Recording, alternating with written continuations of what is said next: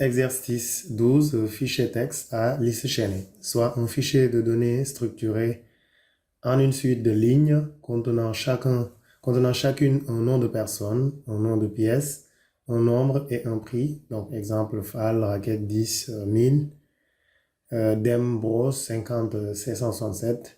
Écrire un programme qui contient les fonctions suivantes. Une fonction qui lit le fichier et mémorise son contenu dans une liste chaînée, chaque structure permettant de mémoriser le contenu de la ligne et correspondant à une commande. La lecture se fera par un appel à la fonction scanf. Une fonction qui parcourt cette liste en imprimant le contenu de chaque structure. Les fonctions seront appelées du programme principal. Enfin, ajouter une fonction de recherche de commande maximum, celle pour laquelle, la commande pour laquelle le nombre fois le prix est au maximum. Cette fonction prend en paramètre un pointeur vers la structure commande et qui est en tête et la liste complète qui pointe vers la tête de la liste complète et renvoie un pointeur vers la structure. Donc voilà un exercice qui va être très intéressant parce qu'il va toucher à différentes notions, dont les fichiers, les structures, les listes chaînées et la combinaison des deux avec des fonctionnalités de recherche. Donc c'est un exercice très intéressant qui va permettre de montrer d'autres aspects d'utilisation de la fonction fscanf et dans le cadre d'un fichier texte. Donc, on est bien dans un fichier texte ici, parce que c'est organisé sous forme de lignes. Sans tarder, nous allons voir ensemble la correction de cet exercice. Bonjour, donc nous allons voir ensemble la correction de cet exercice qui consiste à prendre une liste de commandes dans un fichier. Donc là, les commandes, j'en ai préparé un certain nombre. Et l'idée, c'est de prendre cette liste et de le charger sur une liste chaînée et d'implémenter quelques fonctions. La fonction qui permet de charger du fichier vers la liste chaînée et la fonction qui permet de l'afficher, puis la fonction qui permet de retrouver le max. Alors, pour ce faire, nous allons créer un fichier d'entête. Donc, nous allons appeler command.h. Alors, dans le command, .h, on va dire disfndef command h define command h et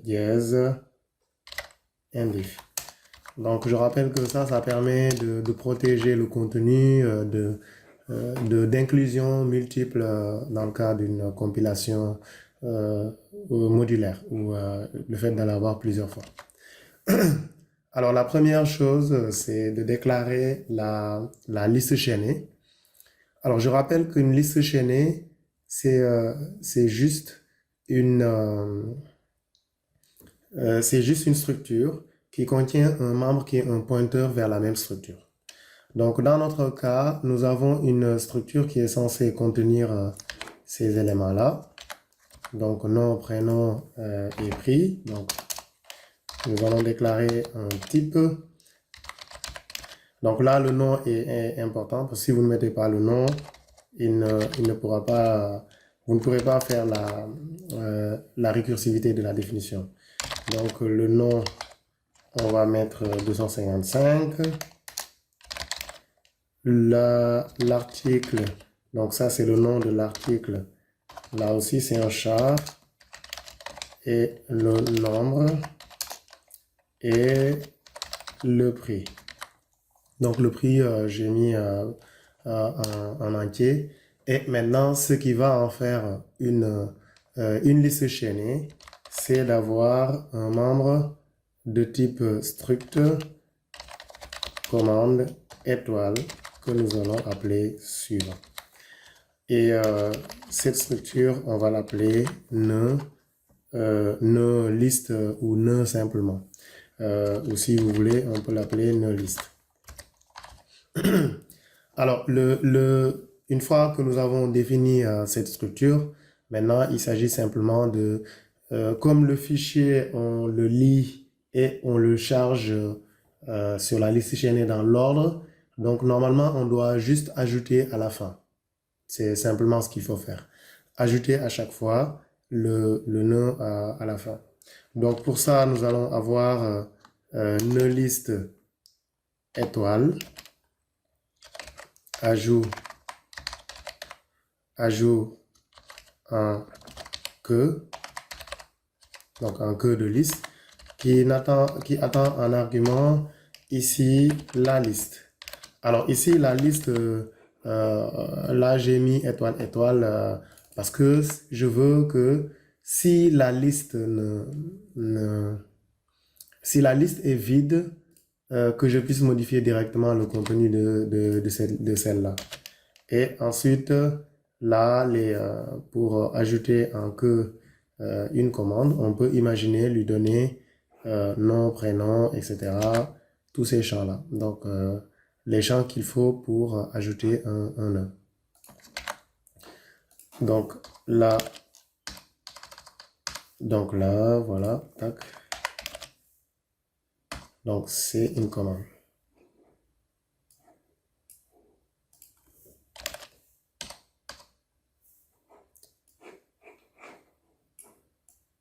Voilà. Alors, donc, si je récapitule, donc, cette fonction, elle sert à ajouter. Donc, elle reçoit un argument.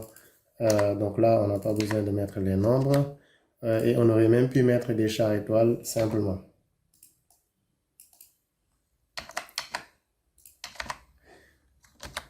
Donc, il récupère les éléments d'une commande et va créer un nœud et l'ajouter au niveau de la file d'attente. Donc ça, c'est la première fonction qu'on va ajouter. Ensuite, la fonction qui va nous intéresser aussi, c'est affiche liste.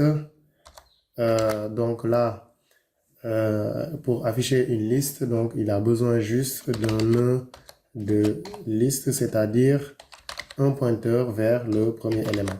Alors là, j'ai mis étoile parce que j'ai pas l'intention de modifier la tête de liste. Donc, ce qu'il faut retenir globalement, c'est si vous n'avez pas l'intention de modifier la tête de liste ou d'envisager de le modifier, alors vous pouvez mettre juste étoile. C'est ça la définition d'une liste. Par contre, si vous avez l'intention de le modifier, il faut mettre étoile, étoile pour que la modification puisse se faire. Et donc là, ensuite, si on a ces deux fonctions, normalement, après, il nous restera la fonction recherche, la troisième, qui permet de rechercher commande max. Donc, il prend en argument un pointeur et il prend en argument une liste et renvoie un pointeur vers l'élément qu'on a trouvé. Donc là, c'est un nœud liste étoile qu'il renvoie, c'est-à-dire le pointeur vers l'élément. Et donc, recherche max commande. Et il prend en paramètre une liste. Donc là, j'ai pas besoin de mettre étoile, étoile parce que j'ai pas l'intention de modifier le contenu du fichier. Alors, une fois qu'on a ces éléments-là, on peut faire le nécessaire pour les implémenter. Alors, pour les implémenter, là, je vais créer un autre fichier que je vais appeler list.c dans lequel je vais implémenter nos fonctions. Donc, dans list.c, donc je vais d'abord mettre celui-là. Ensuite, je vais inclure le fichier command.h Et ensuite, je vais récupérer les fonctions pour pouvoir les implémenter. Donc, pour les fonctions qui sont demandées ici, donc là,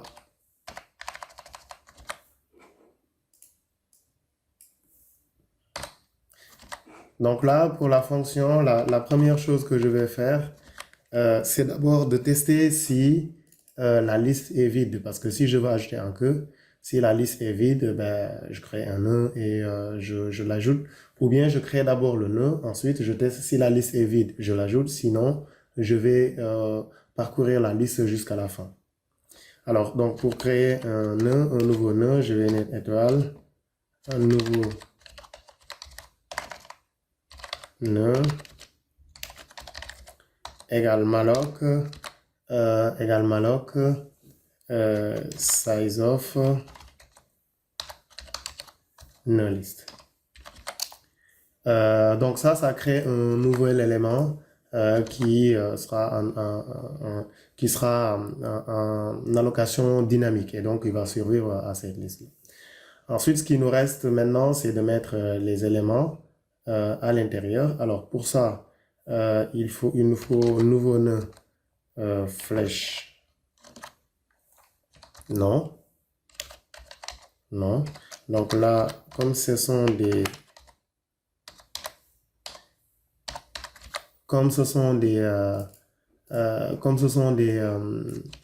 chaînes de caractères, on va copier ici article,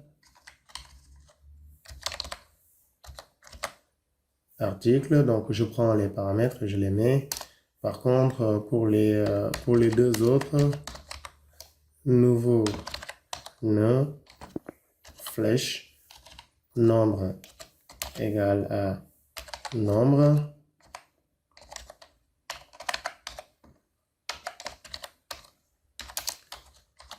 et nouveau nœud point prix égale à prix. Donc là, on a presque fini. Celui qui nous reste, c'est nouveau nœud flèche suivant. Comme on est censé l'ajouter à la fin, le dernier nœud doit toujours avoir comme élément nul. D'accord? Ensuite, donc là, c'est là qu'on peut tester. Donc si étoile liste égale nul, c'est qu'on ajoute l'élément sur une liste vide. Dans ce cas-là, il suffit de mettre étoile liste, donc le pointeur, c'est égal à nouveau nœud. Donc vous donnez l'adresse du nœud qu'on vient de créer et ensuite vous retournez étoile liste. Donc vous retournez la liste. Donc cette fonction, elle renvoie la liste au cas où voilà, la modification, on voudrait en faire d'autres choses. Alors sinon, si c'est pas vide, alors ce qu'il faut faire, c'est d'abord déclarer un nœud liste qui va être appelé un pointeur qui va être appelé P, qui va parcourir, qui va d'abord commencer par la tête de liste. Alors ici, il ne faut pas confondre. Donc ici, liste est de type nœud étoile étoile de paramètres. Étoile liste est de type nœud liste étoile. Et étoile étoile liste est de type nœud liste. Donc là, ce qu'on fait, c'est qu'on récupère le pointeur vers la tête de liste. Et on lui dit while p flèche suivant différent de nul. Alors p égale à p flèche suivant. Donc ça permet de parcourir la liste pour aller jusqu'à la fin. Donc quand on va jusqu'à la fin, on pourra ajouter le nœud suivant, le nœud dessus.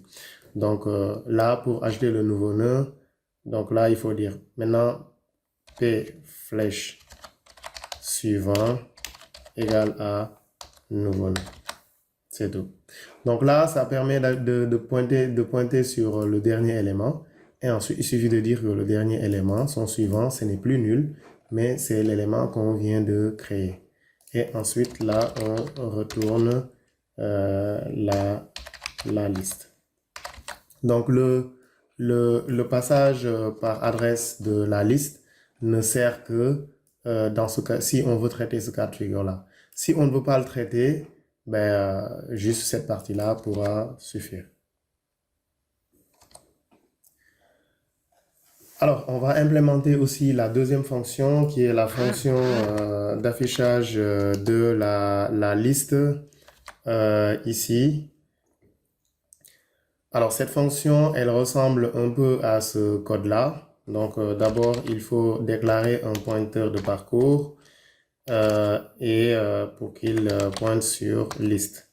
Attention, ici, c'est pas étoile liste, c'est liste. Parce que là, c'était étoile étoile. Mais là, on veut pointer directement sur l'élément, sur la tête de la liste. Et là, on peut faire notre en-tête pour dire, je vais là, N.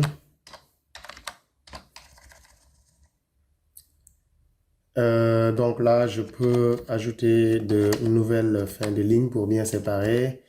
Et j'ajoute un printf pour dire affichage de la liste chaînée. Alors, affichage de la liste chaînée. Et là, maintenant qu'on a ça, donc tout ce qui nous reste, c'est d'afficher tout le reste. Donc là, hop, je vais ajouter là. Je vais faire un while p différent de nul. Et là, je vais faire un printf. Et là, j'ai deux chaînes. Où sont-ils? Donc là, j'ai nom, prénom, prix. Je vais récupérer ces éléments pour bien les mettre en avant.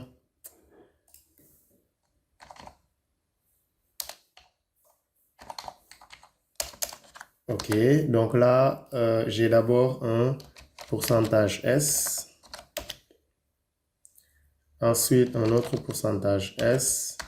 Ensuite, un pourcentage D. Ensuite, un autre pourcentage D. Et la fin de ligne. Là, ce qu'on va avoir, c'est P flèche nom du produit. P flèche article. P flèche nombre. P flèche prix. Voilà, donc là, on a le nom, etc., le prix. Donc là, on va essayer de les mettre sur 15 caractères. Donc, on met une étoile donc, là partout.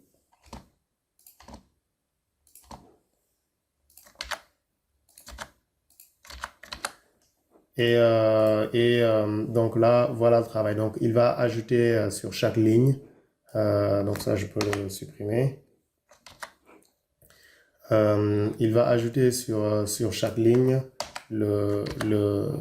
il va afficher chaque ligne jusqu'à ce que P soit égal à nul, c'est-à-dire lorsqu'il parcourt tout le fichier.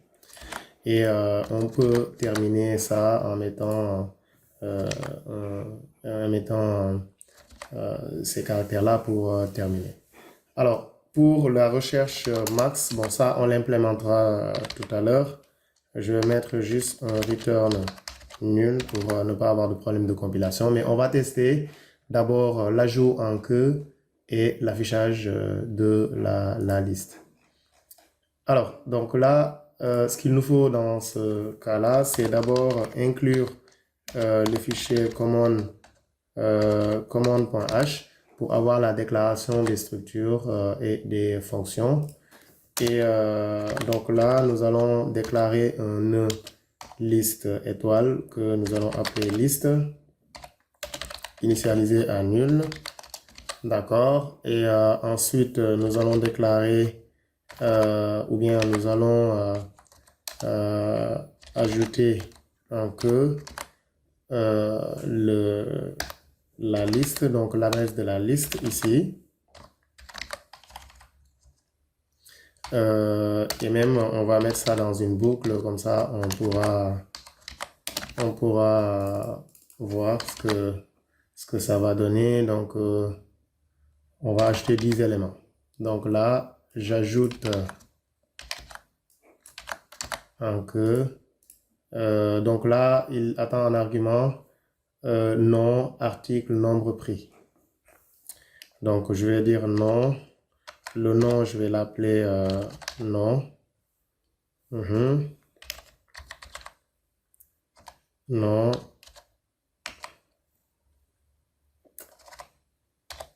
Donc article.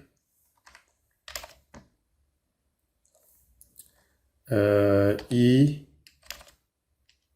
On va dire I fois 560. Alors, donc, pour ajouter des articles, bon, ce que je vais faire, c'est que je vais créer des articles, des noms, des variables plutôt. 255.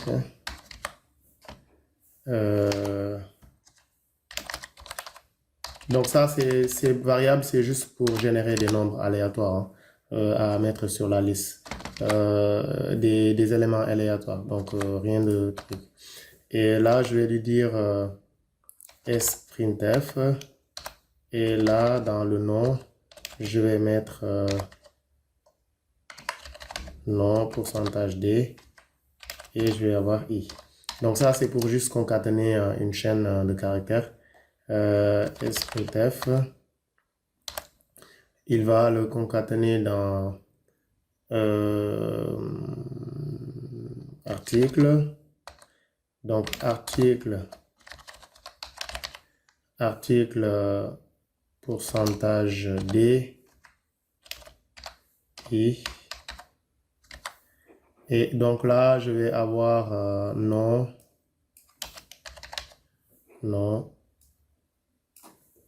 article. Et à la fin de cette boucle, je vais afficher la liste donc pour voir si ça marche. Donc là, il me reste juste à déclarer I ici. Donc on va ajouter 10 éléments qui vont avoir des... Voilà. Et on va voir ce que ça va donner. Alors, pour la compilation, première compilation, gcc list.c main.c -o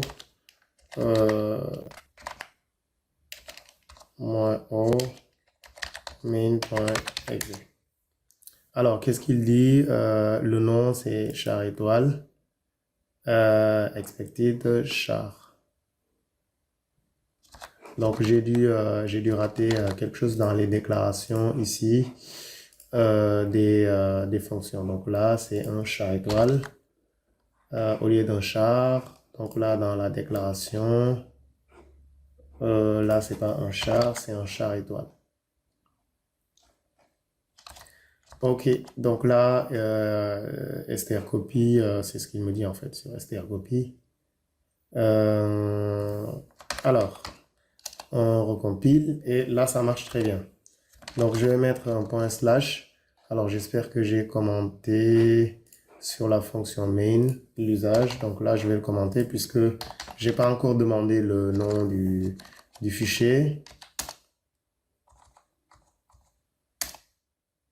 C'est pas avec gdb que je veux le faire. Point slash main.exe. Alors, avast. On va mettre avast. Veille.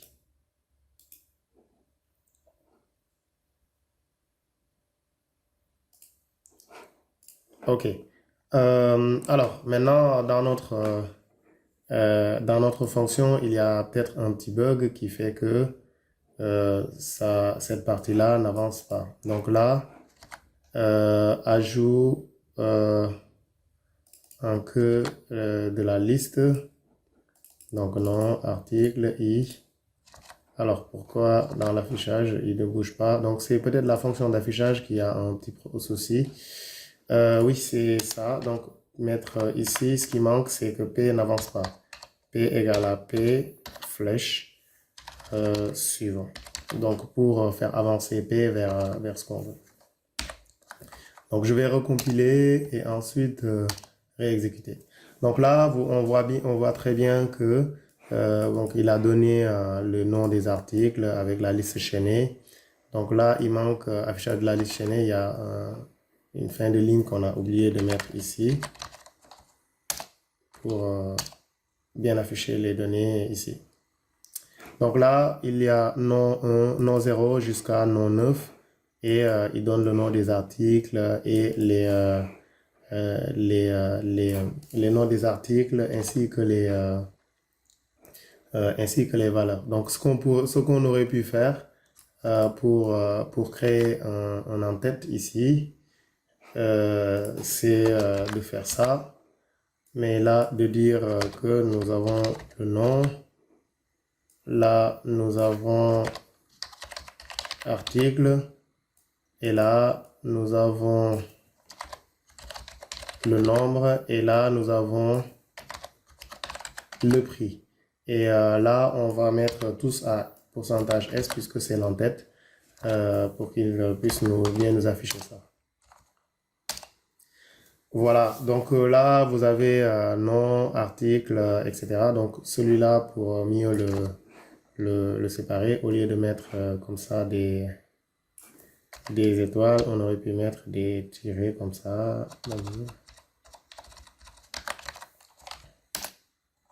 Donc tout ça, c'est des questions de forme, donc pour juste montrer le résultat. Donc on peut faire la même chose sur celui-là qui est en bas pour voilà. Mais notre fonction, elle marche très bien. Donc là maintenant, sur nom, prénom, article, etc.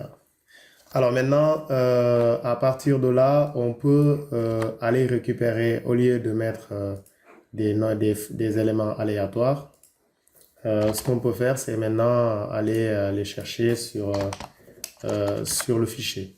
Alors pour ça, il faut déclarer un file étoile F et ouvrir le fichier en lecture plutôt parce qu'on n'a pas l'intention de le modifier. Et là, c'est argv de 1 que nous allons utiliser, donc les arguments sur la ligne de commande. Donc le premier élément qui est donné et on l'ouvre en lecture. Et maintenant, si f égale à nul, alors on affiche l'erreur. On affiche l'erreur erreur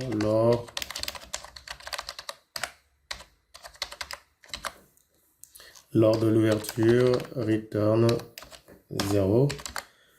Alors, une fois qu'on a ouvert, maintenant, ce qu'il nous reste à faire, c'est de lire dans le fichier et de lire dans le fichier et de le mettre dans des variables. Donc pour ça, ce qu'on va faire, on doit déclarer des variables.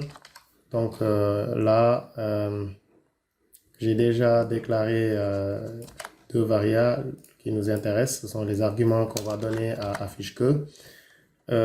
Ensuite, on va dire int nombre et prix. Donc, ce sont les éléments sur lesquels on va lire le contenu du fichier. Ensuite, notre fameuse while do f end of file de f.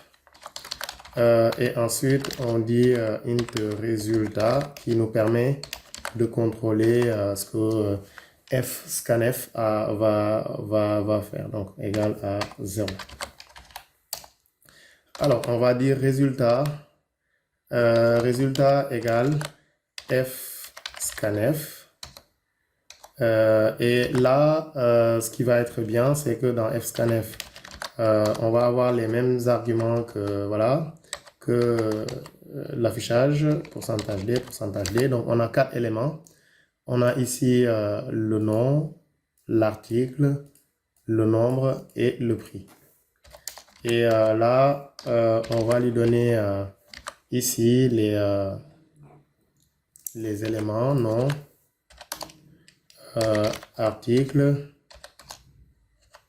alors prix, nombre plutôt. Alors nombre, comme ce n'est pas un pointeur, on a besoin de mettre son adresse, de même que le prix. Et du coup, il va directement aller charger les contenus des variables ici à l'intérieur de ces variables intermédiaires.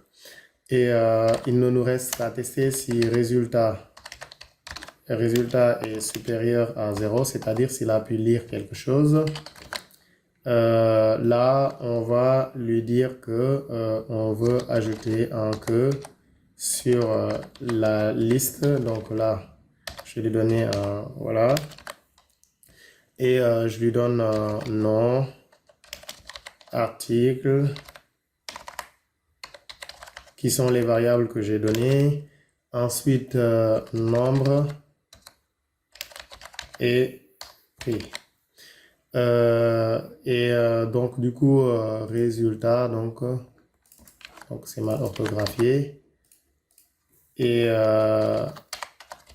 alors, donc là, je vais dire if résultat supérieur à 0, n, not f error,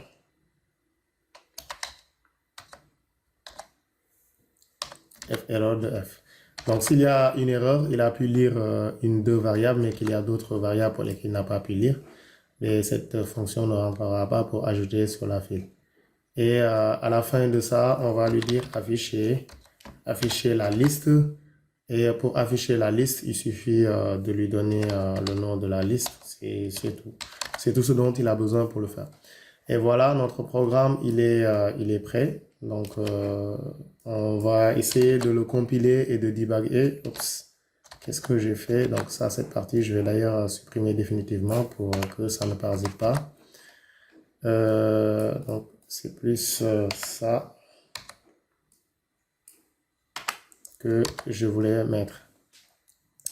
Donc là, on s'attend à ce que ça donne fichier commande.txt et ensuite il va ouvrir en lecture et ensuite il va déclarer des variables tampons sur lesquelles il va utiliser fscanf pour lire et ensuite appeler la fonction ajout puis afficher la liste. Alors, la compilation. Donc, d'abord, avant la compilation, la compilation d'abord. Donc, on va refaire notre fameux gcc main.c list.c -o main.exe. Donc là, il n'y a pas d'erreur. D'abord, on va afficher la liste que nous avions préparée, list.txt, qui contient ici Ndiaye, Diop, Fall, May, etc. Alors, on va appeler notre programme avec comme argument sur la ligne de commande list.txt. 3, 2, 1, boum. Et là, ça marche très bien. Ça marche comme sur des roulettes. Et donc là, on a, ça commence par Ndiaye, 174 ici. Ça commence, ensuite il y a Diop, etc. Et le dernier, c'est Faye 8101. Alors maintenant, ce qui nous reste, c'est la fonction de recherche que nous n'avons pas encore fait. Donc tout ce qu'il fait, c'est de chercher celui qui a le maximum entre le nombre fois le prix. En fait, c'est exactement la même que la fonction de recherche sur une chaîne de caractères ou une liste chaînée. Alors pour là, on va déclarer un pointeur de parcours, donc qui va nous permettre de parcourir. Ensuite, on va déclarer un pointeur max commande qui va permettre de garder l'élément en mémoire. Lui, il va pointer sur l'élément qui a le max actuellement. Donc, au début, il va pointer sur la tête de liste. Alors, maintenant, on va lui dire while p différent de nul. Alors, p égale, avant qu'on ne l'oublie, p flèche suivant. Oups. P flèche suivant. Donc ça, c'est le parcours typique. Maintenant, dans ce parcours, on doit tester si P flèche nombre fois P flèche prix. Si ça, c'est supérieur à max commande flèche nombre fois max commande flèche prix. Alors, dans ce cas de figure, il faut mettre max commande égale à P. Donc là, c'est lorsqu'il rencontre un élément pour lequel le produit entre le prix et le nombre est supérieur à celui qu'il y a actuellement sur le max. Donc c'est exactement, c'est comme si on récupérait les indices. Donc là, c'est un pointeur qu'on garde. Alors celui-là, c'est celui-là, celui-là, c'est celui-là, et celui-là, c'est... Donc là, c'est bon. Alors au sortir de cette boucle-là, on va retourner non pas nul, mais on va retourner plutôt max commande.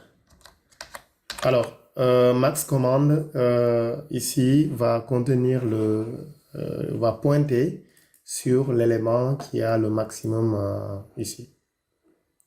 Alors, sur la fonction main, pour tester, donc là, on va appeler la fonction max.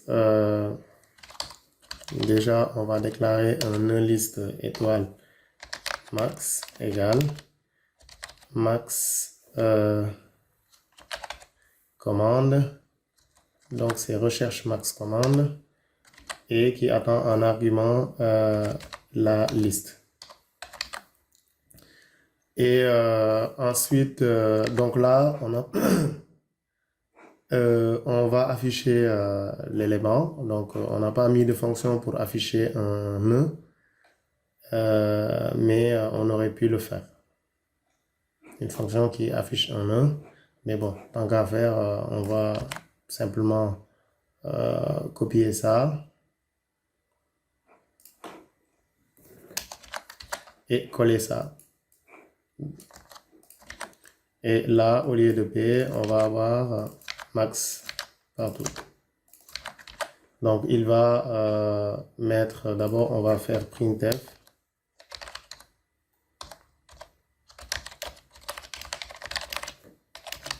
Donc, on va afficher directement la valeur que nous avons. Ok, très bien. Donc, on va le tester. On va le tester pour voir.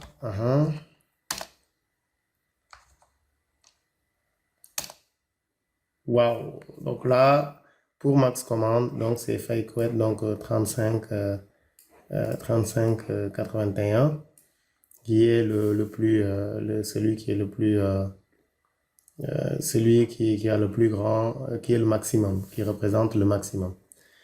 Donc on peut le vérifier sur Excel si on veut, pour bien vérifier que là,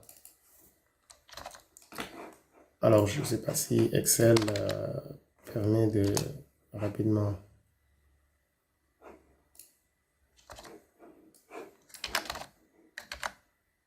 Voilà, très bien.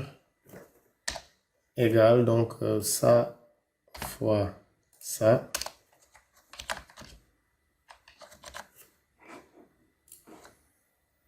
Et on va regarder quel est le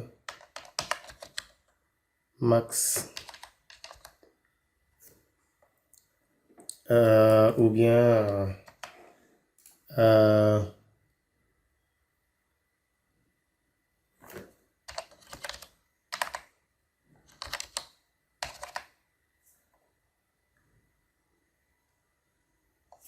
on va regarder le max de tout ça. Donc, c'est bien le dernier là qui est le max. La valeur ici, c'est max. Donc, notre programme voilà, est complet. Donc, on a vu ensemble comment créer un élément. Donc, ici, il est simplifié, hein. On a ajouté qu'un seul élément, ou plutôt, on a implémenté qu'une seule fonction sur les listes chaînées, c'est l'ajout en queue. Et la recherche, éventuellement, la recherche d'un élément suivant un critère bien déterminé. Cette fonction-là, voilà. Cette fonction nous permet de faire de la recherche. Et sur la partie fichier, donc c'est la fonction fscanf qui fait le gros du travail, qui va lire chaque ligne. Donc on a utilisé fscanf parce que, comme si vous vous rappelez, ici les éléments sont séparés par des espaces ou des blancs, ce qui permet de pouvoir utiliser la fonction fscanf. Si c'était d'autres séparateurs, comme vu précédemment, il fallait utiliser la fonction fget. Ensuite, donc là, à chaque fois qu'on récupère des éléments, on les ajoute en queue. Ensuite, la fonction d'affichage de la liste, c'est une fonction classique qui parcourt, donc le parcours d'une liste chaînée, c'est ça. Et ensuite, à l'intérieur, vous faites ce que vous avez à faire. Si vous regardez tous les parcours, c'est les mêmes choses, c'est la même chose. Dans l'ajout, c'est while p, p suivant, et ensuite on fait le travail. Recherche, while p est différent de nul, p égale à p suivant, on fait quelque chose. Donc le parcours d'une liste, c'est comme le parcours d'un tableau, on fait faux i égale à 1, i inférieur à n, i plus plus. Là, on fait p, on le fait pointer sur le début de la liste, et ensuite, au fur et à mesure qu'on avance, on fait p égale à p, flèche suivant. Alors, je vous remercie et je vous donne rendez-vous pour la prochaine vidéo.